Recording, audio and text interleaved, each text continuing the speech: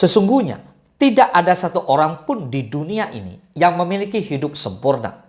Yang mana semua orang sejatinya sama, yakni memiliki momen baik dan buruk dalam hidupnya. Di mana ada bahagia, pasti juga kesedihan. Namun, dibanding hal baik dan momen bahagia, kita cenderung lebih sulit menerima hal buruk yang terjadi dalam hidup. Padahal, menerima kenyataan dan kejadian buruk dalam hidup sebenarnya harus dikatakan demi kebaikan diri sendiri. Berikut ini adalah beberapa alasan kenapa kamu perlu ikhlas menerima hal buruk yang terjadi dalam hidup. Let's begin.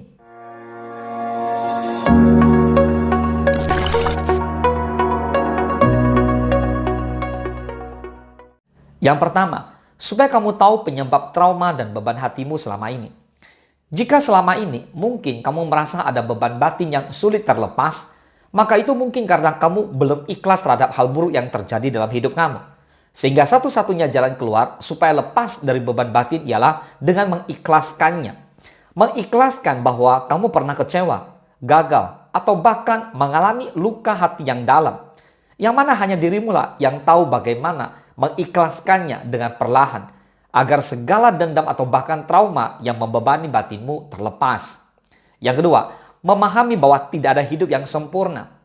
Selain terlepas dari beban batin, ikhlas menerima hal buruk yang terjadi dalam hidup juga berguna untuk memahami bahwa tidak ada hidup yang sempurna. Bahwa kenyataannya hidup ini ibarat roda yang berputar. Ada kalanya hal baik dan buruk melanda. Yang mana hal-hal seperti ini di luar jangkauan kamu. Dan yang bisa kamu lakukan hanyalah menerima realitas kehidupan itu. Dengan begitu kamu pun juga bisa lebih ringan menjalani hidup karena tahu kalau terjadinya hal baik atau buruk dalam hidup merupakan hal biasa. Yang ketiga, agar mindsetmu lebih positif menghadapi hal-hal yang terjadi dalam hidup ke depannya.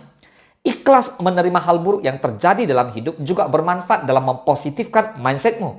Di mana kamu yang telah ikhlas atas semua hal buruk yang terjadi, cenderung lebih positif dalam memandang kehidupan ke depannya.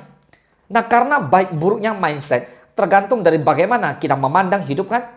Kalau kamu dendam atau menyimpan emosi pada hal buruk yang pernah terjadi, tentu mindset kamu jadi negatif dan berpikir kalau hidup ini serba susah.